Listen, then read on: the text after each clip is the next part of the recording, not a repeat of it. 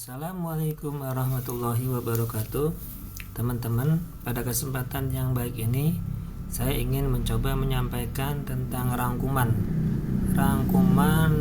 pelajaran kelas 6 SD. Baik, sebelumnya terima kasih saya ucapkan untuk teman-teman yang sudah mensubscribe channel saya. Semoga sehat selalu dan dilancarkan rezekinya. Bagi teman-teman yang belum, silakan di like, subscribe, dan bagikan. Baik, kita mulai saja. Silakan disimak videonya dari awal sampai akhir. Di sini akan coba dijelaskan mengenai perkembangbiakan tumbuhan pada tema 1, subtema 1, rangkuman IPA. Ya, jadi perkembangbiakan tumbuhan secara generatif. Apa itu perkembangbiakan generatif? Yaitu perkembangbiakan secara kawin melalui proses penyerbukan dan pembuahan. Di sini ada gambar bunga dan juga bagian-bagiannya ya. Bunga itu di sini ada mahkota. Mahkota ini untuk menarik perhatian serangga, dan juga ada alat kelaminnya. Alat kelamin atau organ reproduksi jantan yaitu kepala sari dan benang sari. Sedangkan untuk alat reproduksi betinanya yaitu adalah kepala putik atau tangkai putik. Di sini ada gambarnya sangat jelas di mana letak kepala putik ataupun tangkai putik. Selanjutnya adalah kelopak. Kelopak ini tugasnya melindungi mahkota saat masih kuncup. Nih, mahkotanya dilindungi oleh kelopak bunga. Lalu ada bakal biji. Ini adalah tempat sel telur nih, tempat sel telur. Dan juga ada dasar bunga, tempat melindungi mahkota juga. Selanjutnya ada tangkai bunga, yaitu menghubungkan bunga dengan ranting. Nanti ada rantingnya ke bawah. Baik teman-teman, lalu penyerbukan adalah jatuhnya serbuk sari dari benang sari ke kepala putik. Mana itu? Dari sini nih. Serbuk sari ini benang sari ke kepala putik di sini ya. Lalu penyerbukan sendiri adalah serbuk sari dari bunga yang sama. Lalu penyerbukan silang, serbuk sarinya dari bunga lain yang sejenis. Penyerbukan tetangga, serbuk sari dari bunga lain tetapi masih satu tanaman. Sedangkan penyerbukan bastar yaitu serbuk sarinya dari bunga lain yang berbeda jenis. Itu adalah macam-macam penyerbukan. Lalu contoh tanamannya, yang pertama adalah bunga sepatu, bisa bunga matahari atau bunga teratai, mangga, jeruk, dan lain sebagainya. Sedangkan macam-macam penyerbukan, yang pertama yaitu penyerbukan kleistogami, yaitu oleh tumbuhan itu sendiri. Yang kedua penyerbukan anemogami, penyerbukan yang dibantu oleh angin. Yang ketiga penyerbukan zoidiogami, penyerbukan yang dibantu oleh hewan. Yang keempat adalah hidrogami, penyerbukan yang dibantu oleh air. Sedangkan yang kelima adalah antropogami, penyerbukan yang dibantu oleh manusia. Kadang kita sering melihat ada manusia yang membantu penyerbukan dengan menjatuhkan benang sari ke kepala putik secara manual. Baik, itu tadi penyerbukan perkembangbiakan tumbuhan secara generatif. Sekarang kita lanjut ke bunga nasional. Nah, di sini bunga nasional negara ASEAN. Seperti kita ketahui, bunga melati, bunga anggrek bulan, dan bunga rafflesia itu berasal dari Indonesia. Lalu yang berasal dari Brunei Darussalam adalah bunga simpor nih, bentuknya seperti ini, warnanya kuning. Lalu dari Kamboja bunga rumdul nih, bentuknya seperti ini ya teman-teman. Lalu ada dari Filipina bunga sampaguita nih, bentuknya seperti ini. Selanjutnya ada bunga dari Laos, bunga dok campa, bentuknya seperti ini. Ada bunga dari Malaysia adalah bunga raya. Selanjutnya ada dari Myanmar bunga padauk, dan ada dari bunga Singapura bunga anggrek panda. Selanjutnya bunga dari Thailand bunga ratcap rook, dari Vietnam bunga lotus merah muda. Nah, selanjutnya kita akan mencoba merangkum tentang perkembangbiakan tumbuhan secara vegetatif. Kalau tadi sudah kita rangkum perkembangbiakan tumbuhan secara generatif, sekarang secara vegetatif. Apa itu vegetatif? Yaitu perkembangbiakan tanpa adanya peleburan sel kelamin jantan dan betina. Itu pun terbagi menjadi dua. Di sini ada alami dan buatan. Contoh alami yaitu seperti umbi lapis atau bawang, umbi batang yaitu berupa kentang, umbi akar berupa wortel atau lobak. Contoh tumbuhannya ya, geragi atau stolon berupa stroberi dan pegagan, dan akar tunggal atau rhizoma yaitu tumbuhannya contohnya adalah kunyit, jahe dan lainnya, dan juga spora itu tumbuhannya paku, lumut dan lainnya. Yang selanjutnya berupa tunas.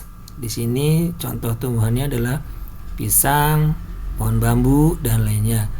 Juga yang terakhir adalah tunas adventif, yaitu tanaman atau tumbuhan cocor bebek. Itu secara alami. Yang secara buatan adalah cangkok. Seperti ini gambarannya ya. Cangkok contohnya adalah tumbuhan jeruk. Ada lagi stek batang. Contohnya adalah singkong, stek daun. Contohnya adalah sansevieria. Marunduk contohnya adalah tumbuhan anggur, seperti gambarnya saya perjelas. Selanjutnya adalah tempel atau okulasi. Contoh tumbuhannya adalah jeruk dan durian. Selanjutnya adalah sambung atau enten. Contohnya adalah jeruk atau jambu. Selanjutnya adalah kultur jaringan, menanam jaringan tumbuhan pada media khusus. Lalu kita lanjut lagi. Pada selanjutnya adalah perkembangbiakan hewan secara generatif. Ini ada di IPA kelas 6 tema 1 subtema 2. Yang pertama adalah ovipar, yaitu perkembangbiakan hewan secara bertelur. Contoh binatangnya adalah burung, ayam, bebek, angsa, katak, salamander, buaya, kupu-kupu, semut, lebah, rayap, lipan, laba-laba, komodo, udang, lobster, kepiting, penyu, kura-kura, siput, cicak. Dan juga 70% jenis ular seperti ular sawah, kobra, mamba, sanca dan lain-lain. Dan juga 70% jenis kadal rumput, biawak, komodo dan lain-lain, serta 30% jenis hiu bullhead, hiu zebra, hiu kucing dan lain-lain. Dan juga echidna, landak, semut, dan juga ada di sini platypus ya. Sedangkan ciri-ciri ovipar yaitu tidak memiliki kelenjar susu dan tidak menyusui, tidak memiliki daun telinga, dan juga telur menetas di luar tubuh.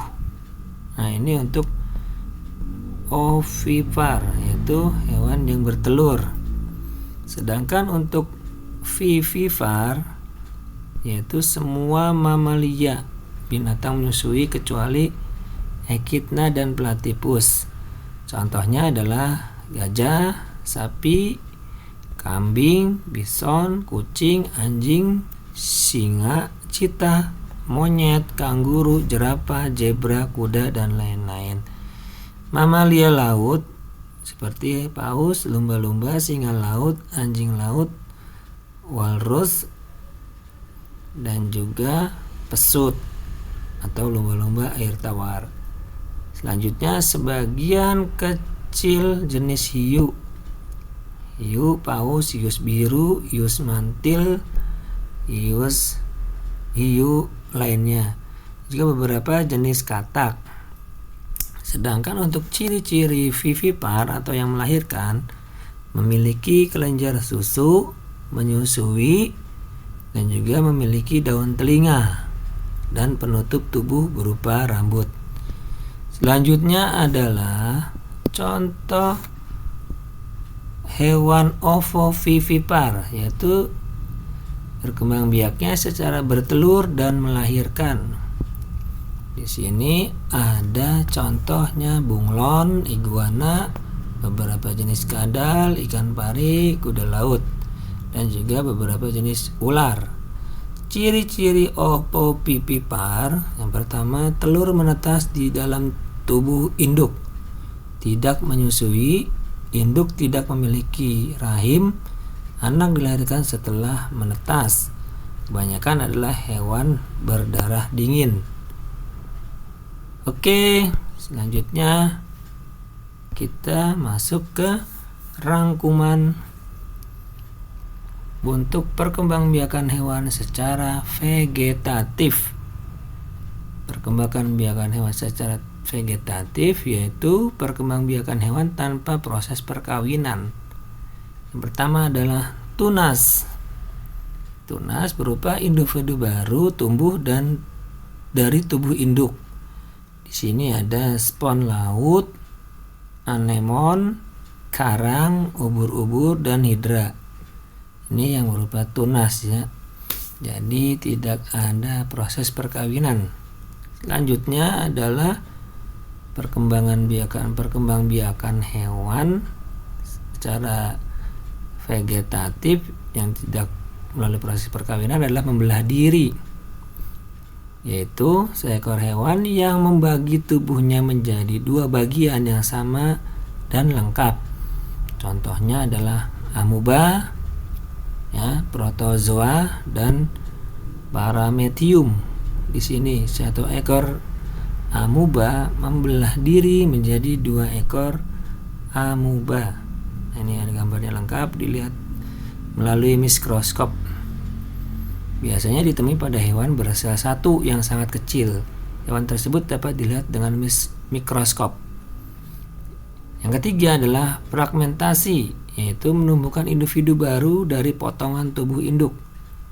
Di sini contohnya planaria, cacing pita, cacing pipi, cacing annelida, dan juga bintang laut. Nah, seperti ini nih.